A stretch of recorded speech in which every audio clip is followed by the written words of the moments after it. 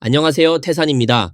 요즘 영화관에 아직 가시나요? 이제는 정말 사람이 눈에 띄게 줄었습니다. 진곤 씨의 방관자는 아예 개봉이 철회됐고 서기 씨의 그녀를 찾아서도 개봉 취소가 확정됐습니다. 지금 영화 시장은 말 그대로 얼어붙은 수준이라 보는 사람 입장에서도 무서울 정도예요. 왜 이렇게 된 걸까요? 요즘 영화관들이 자꾸 관객을 가르치려 들고 끝도 없이 무언가를 주입하려 하죠. 도대체 얼마나 더 세뇌하겠다는 건지 이제는 지칠 지경입니다.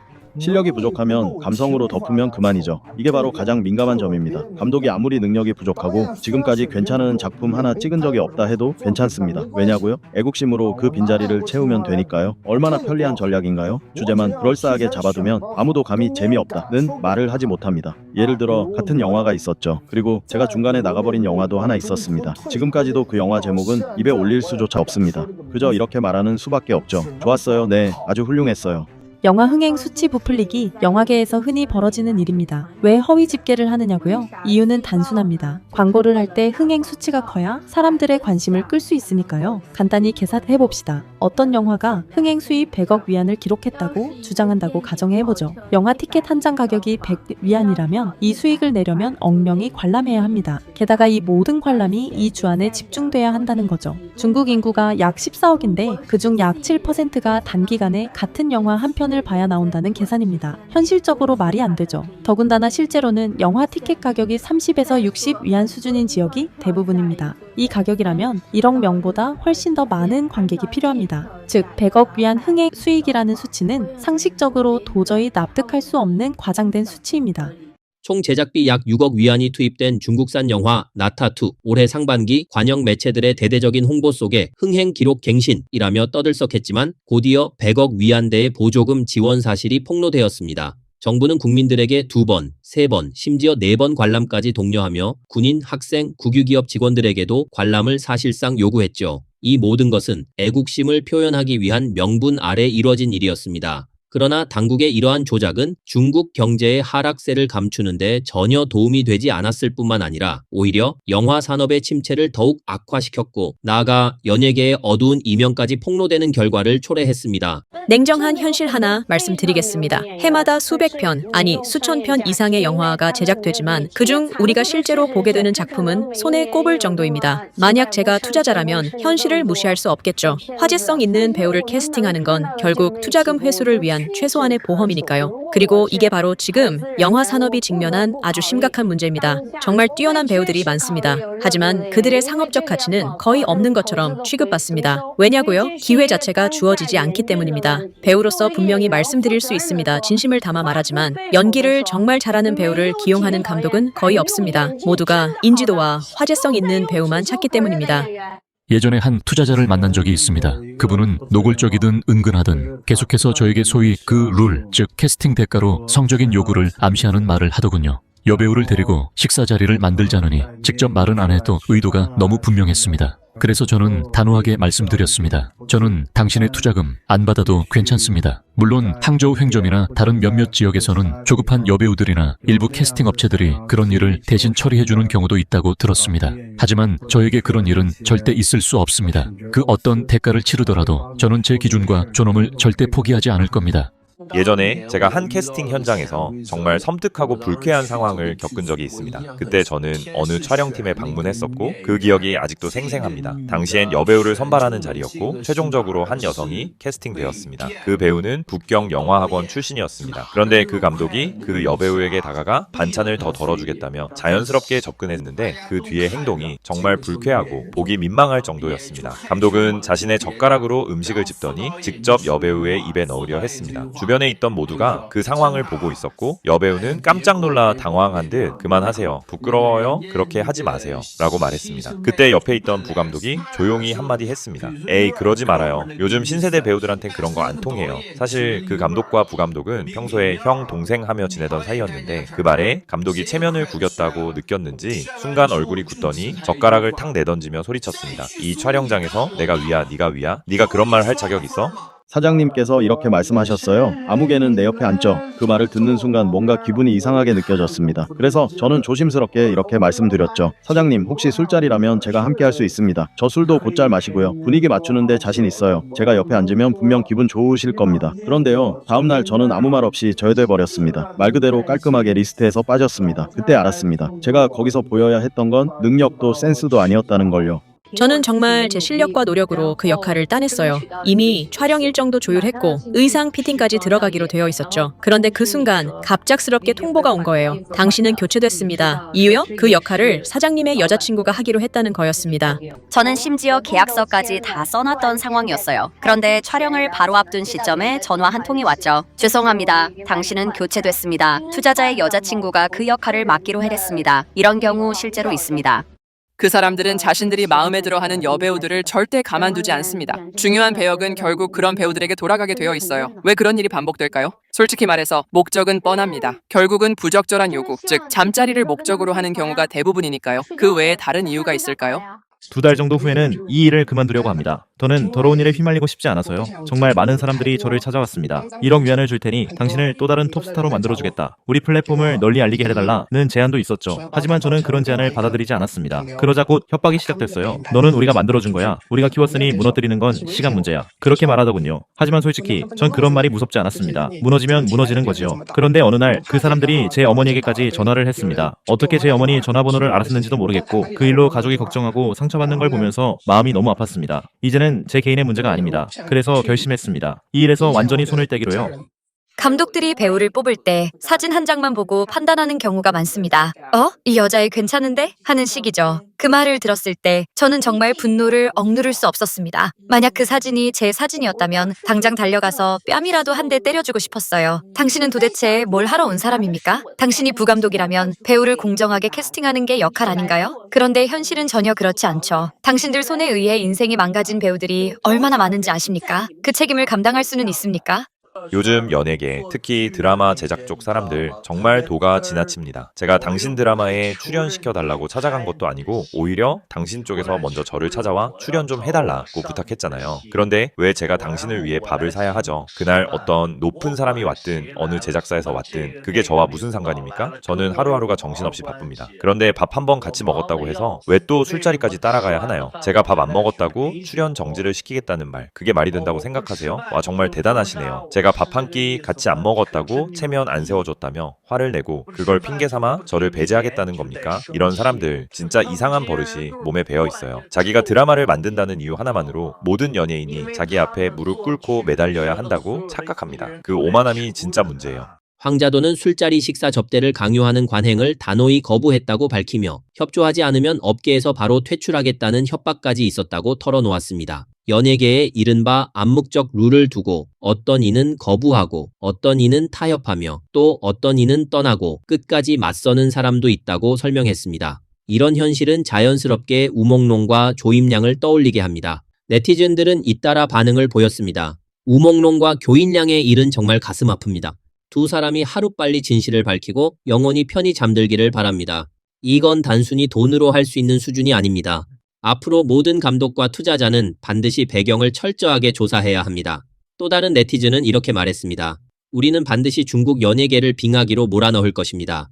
그들은 우몽롱을 해치고 금지하고 상처 입히고 구하지 않았습니다. 그렇다면 우리는 팬으로서 연예계를 없애고 거부하고 보지도 않고 관심도 갖지 않고 신경도 쓰지 않을 것입니다.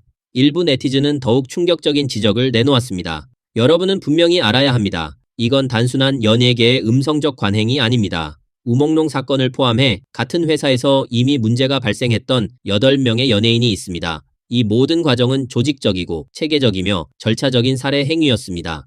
누구나 잘 아는 유명 연예인이고 주변은 사람이 사는 주거 지역인데도 이렇게 쉽게 사라질 수 있었다는 것 자체가 말이 안 됩니다.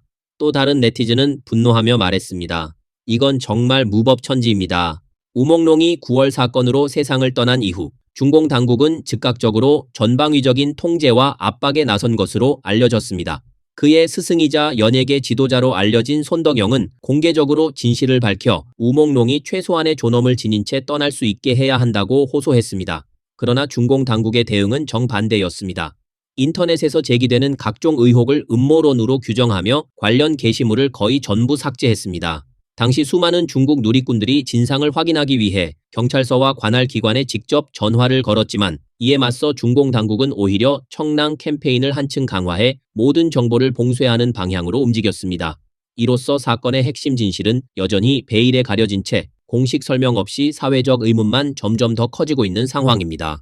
2025년 11월 6일 새벽 기준 우몽롱을 위한 정의실현 청원 운동에는 64만 9,429명 이상이 동참해 목소리를 내고 있습니다. 또한 수많은 중국 네티즌들이 해외에서 탈당 탈단 탈소대, 즉 공산당 공청단, 소년선봉대 3투의 운동을 벌이고 있습니다. 글로벌 중공 탈당 서비스 센터는 북경 시간 11월 2일 공식 성명을 통해 이렇게 발표했습니다. 인도주의 도의 신앙적 차원에서 고 우몽롱을 위한 3퇴 등록을 공식적으로 처리했다고 말했습니다. 우몽롱은 기억해야 할 존재이며 그에 관한 진실 또한 끝까지 추적되어야 합니다. 그러나 이번 사건이 던지는 가장 무거운 질문은 오늘날 중국 대륙의 연예계가 어떤 구조 속에 놓여 있는가 하는 점입니다. 현재 수많은 촬영 현장에서 진행되는 오디션은 겉으로만 존재하는 형식에 불과합니다. 실제 결정권은 식사자리, KTV 룸, 그리고 일부 사적인 멤버십 회소에서 좌우됩니다. 누구와 함께 술자리를 할 수 있는가, 얼마나 말을 잘 듣는가, 스스로 얼마나 적극적으로 움직일 의지가 있는가가 연기 실력보다 더 큰 영향력을 갖고 있습니다. 배경은 면죄부가 되고 조회수와 팬 기반은 거래화폐가 되며 누군가의 한 통의 전화, 단 한 번의 술자리가 특정 배역의 주인을 순식간에 바꿔버립니다. 맞지? 배우 이리 와 앉아. 그만 울고 카메라 조심하면서 이리 와. 빨리. 보셨죠? 그냥 뺨까지 때리잖아요. 감독한테 말하려면 무릎 꿇어야 하나요? 신인 배우가 감독이랑 말하려면 원래 무릎 꿇는 거예요. 아까 내 감정 좀 지나쳤다. 감독님이 오늘 친구들 데려왔어요. 분위기가 좀 통제 안 돼요. 그쪽 배우 빨리 데리고 가요. 죄송합니다. 한 잔 드리겠습니다. 정말 죄송합니다. 가자, 어서 나가. 드라마 촬영장에 있으면은 사람이 사람도 아닌가요? 어린 배우가 이 시간에 술 접대해야 하나요? 배우가 술자리에 나가는 게 당연하지. 가자. 중국 연예계에 만연한 암묵적 규칙 문제는 결국 공산당이 만든 체제적 병폐, 그리고 중공 권력 집단이 국민을 하층 계급으로 억압해온 구조적 폭력에서 비롯된 것입니다. 한마디로 말해 중공 정권 자체가 이러한 난맥상을 끊임없이 재생산하는 근본적 악의 근원이라는 분석이 이어지고 있습니다. 최근 몇 년 사이 북경 영화학원과 중앙희극학원 출신의 배우들 가운데 상당수가 연예계를 떠나는 선택을 내렸습니다. 비록 마음속에는 연기에 대한 미련과 열정이 남아있지만 현재의 환경에서는 더 이상 버틸 수 없다는 깊은 무력감과 씁쓸함이 그들의 고백에서 묻어나고 있습니다. 현실적인 이야기 하나 해보겠습니다. 많은 분들이 이렇게 생각하시죠. 중앙희극학원, 북경영화학원 같은 학교에만 들어가면 곧 스타가 될 수 있다. 하지만 이건 완전히 착각입니다. 단도직입적으로 말씀드릴게요. 제 주변에도 중이나 북전에 합격한 친구들이 정말 많습니다. 그럼 지금 그 친구들은 다 스타가 되었을까요? 어떤 친구는 고향으로 돌아가 아버지 가업을 잇고 있고 또 어떤 친구는 중2 졸업 후 지금 자동차 영업 일을 하고 있습니다. 결국 중요한 건 뭘까요? 바로 집안의 자원과 배경입니다. 요즘 시대엔 그게 있어야 기회도 오고 무대도 생깁니다. 실력만으로는 너무 부족한 세상입니다.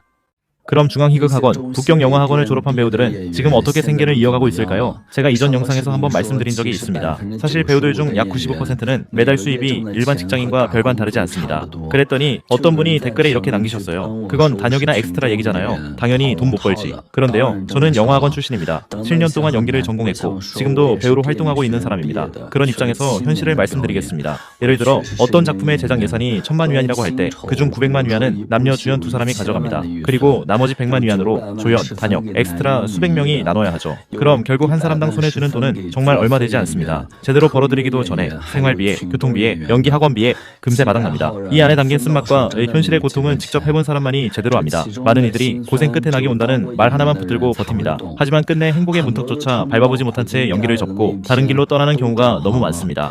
저는 한때 노력만으로도 충분히 성공할 수 있다고 믿었습니다. 하지만 시간이 흐르면서 그 믿음이 얼마나 순진했는지를 차츰 깨닫게 되었습니다. 제 주변에는 전문성과 실력을 겸비한 선배들이 정말 많았습니다. 그러나 그분들조차 정작 설 무대가 없어 배우고 싶어도 배울 수 없는 상황이 다반사였습니다. 반면에 솔직히 이 업계와는 잘 어울리지 않아 보이는 사람들이 끊임없이 작품에 출연하는 모습을 수없이 목격했습니다. 그런 일들은 이성적으로는 도무지 설명되지 않는 경우가 대부분이었습니다. 요즘에 저는 다시 무대에 설 수 있는 기회를 애타게 찾고 있습니다. 그리고 언젠가는 꼭 진짜 연기, 그리고 더 순수했던 제 자신과 다시 마주할 수 있기를 진심으로 바라고 있습니다. 저는 이제 더 이상 어느 누구와도 어떤 회사와도 다시는 협업하지 않을 겁니다. 정말 불가능합니다. 다시는 없습니다. 제가 이렇게 말하고 또 이렇게 행동하는 이유는 더 나은 곳으로 가기 위해서도 더 많은 것을 얻기 위해서도 아닙니다. 사실 저는 제 성격이 얼마나 고집스러운지 잘 알고 있습니다. 그리고 그렇기에 제가 제 자신을 바꿀 수 없다는 것도 잘 압니다. 결국 선택지는 둘뿐입니다. 하나는 참고 견디며 지금 가진 것들을 그대로 유지하는 것. 다른 하나는 속에 쌓인 것들을 모두 쏟아내고 있는 그대로 살아가는 것. 하지만 후자를 선택하면 많은 것을 잃게 될지도 모릅니다. 그래도 마음만큼은 조금 편해질 수 있겠죠. 결국 이건 누구의 강요도 아닌 각자의 몫인 선택일 뿐입니다. 사실 어떤 직업이든 그 자체로 그렇게까지 빛나는 일은 아닙니다. 우리가 흔히 느끼는 아우라나 빛남은 사람들이 그 직업에 더 씌운 이미지일 뿐이에요. 연예계도 마찬가지입니다. 겉으로 보기엔 신비롭고 특별해 보일지 몰라도 실제로는 그렇지 않아요. 우리가 필터를 씌워서 보고 있기 때문에 더 아름답고 더 특별하게 느껴지는 것뿐입니다. 올해 연예계에서는 많은 일들이 있었습니다. 사실 저는 3년 전쯤 연기를 그만두고 시골로 내려가 닭을 키우고 땅을 일구며 살아가기 시작했습니다. 그 당시엔 어떤 분들은 저를 안타깝게 바라보셨고 또 어떤 분들은 잘 나가던 배우가 왜 갑자기 농촌에서 저런 걸 하나? 라며 비웃기도 하셨습니다. 하지만 3년이 지난 지금 많은 분들이 그때 제가 왜 그런 선택을 했는지 조금씩 이해하게 되신 것 같습니다. 현재 중국 전역에는 약 200만에서 300만 명의 배우가 활동하고 있습니다. 하지만 설사 당신이 정식 배우라는 직업을 가지고 있다 하더라도 언제든 실업 상태로 내몰릴 수 있는 위험이 존재합니다. 이틀 전 배우 친구 한 명과 대화를 나눴습니다. 그 친구는 짐을 정리했고 베이징을 떠나 연예계를 완전히 그만둘 준비를 하고 있더군요. 이유는 굳이 말하지 않아도 다들 아실 겁니다. 지금 전체 배우의 90%는 사실상 상시적인 실업 상태에 가깝습니다. 그 기간도 짧지 않고 오히려 점점 더 길어지는 추세죠. 저도 마찬가지입니다. 이 업계에 들어온 지 10년이 넘었지만 한 작품이 크랭크업 되고 나면 다음 작품이 언제 들어올지 몰라 밤을 지새운 날이 한두 번이 아닙니다. 그보다 더 괴로운 건 오디션에 계속 떨어지고 사람들에게 반복해서 부정당할수록 내 안에 깊은 자기 부정과 회의감이 쌓여간다는 점입니다. 이 배우는 중국 연예계의 냉혹한 현실을 직접적으로 고백했습니다. 그녀에 따르면 평범한 배우가 받을 수 있는 출연료는 초라한 수준에 불과하며 큰 돈을 버는 사람은 결국 상위 1% 톱스타뿐이라고 밝혔습니다. 그녀는 자신의 사례를 들었습니다. 10년 전 운 좋게 첫 작품에 캐스팅되었을 당시 출연료는 800위안에 지나지 않았습니다. 이후 첫 번째 여자 조연 역할이었음에도 출연료는 2만 위안에 불과했습니다. 하지만 촬영 기간이 3개월에 달해 이 기간 동안 개인 매니저 비용 9,000위안, 마케팅, 홍보비 2만 위안이 필요했습니다. 결국 그녀는 출연료보다 지출이 훨씬 더 커서 오히려 적자가 났다고 전했습니다. 반면 작품이 없을 때는 상황이 더 심각했습니다. 월세와 생활비, 5대 보험, 각종 오디션을 다니기 위한 교통비 등 매달 상당한 비용이 발생했다고 합니다. 그녀는 촬영이 없으면 생활 자체가 유지되지 않는다며 매달 큰 압박 속에서 버텨야 했다고 호소했습니다. 최근 이러한 상황은 업계 전반으로 확산되고 있습니다. 많은 배우들이 생계를 위해 광고 촬영, 단편 영상 제작, 예능 오락 프로그램 출연, 결혼식 사회, 라이브 커머스 판매 등 각종 부업을 병행하고 있는 실정입니다. 그녀는 연기를 계속하고 싶어도 살아남기 위해 다른 일을 하지 않을 수 없다고 말했습니다. 올해 들어 연예계에서는 많은 종사자들이 은퇴를 선언하고 각자의 방식으로 새로운 삶을 시작하겠다고 나서고 있습니다. 최근에는 2020년 오디션 프로그램을 통해 데뷔한 여성 가수 김자한이라는 젊은 친구도 SNS 계정을 전부 삭제하며 조용히 무대를 떠났고 창조영에서 얼굴을 알렸던 이로수 역시 이미 은퇴한 것으로 알려졌습니다. 그리고 불과 10며칠 전 고태어도 퇴출을 선언했죠. 저는 이 아이들이 참 똑똑하다고 생각합니다. 그리고 오늘에서야 진심으로 깨달았습니다. 인생에서 가장 큰 행복은 배불리 먹고 따뜻하게 입고 내가 좋아하는 일을 하며 살아가는 것이라는 걸요. 그런데 연예계라는 곳은 정작 스스로 선택할 수 없는 것들이 너무 많습니다. 하고 싶은 일을 고를 수도 없고 만나고 싶은 사람을 만나는 것도 쉽지 않으며 심지어 내가 직접 한 말조차 왜곡되어 전혀 다른 의미로 퍼지는 일이 다반사입니다. 이 블로거는 이렇게 말했습니다. 세상의 유효경처럼 인생을 완전히 뒤집어 성공할 수 있는 사람은 정말 극히 드뭅니다. 우리는 스스로가 평범한 사람임을 인정해야 합니다. 어느 시기에는 연예계가 주는 화려함, 조명, 박수, 꽃다발을 누릴 수 있지만 또 다른 시기에 이르면 결국 삶의 본질로 돌아가야 합니다. 먹고 마시고 자고 일상을 꾸려가는 그 평범한 자리로 돌아가는 것이죠. 이어 그는 이렇게 강조합니다. 어떻게 해야 더 나은 삶, 더 행복한 삶을 만들 수 있을지 고민해야 하고 동시에 마음을 가라앉히고 생각해야 합니다. 인생의 진짜 의미가 무엇인지, 우리는 무엇을 향해 살아가야 하는지 말입니다. 오늘 영상은 여기까지입니다. 시청해주셔서 감사합니다.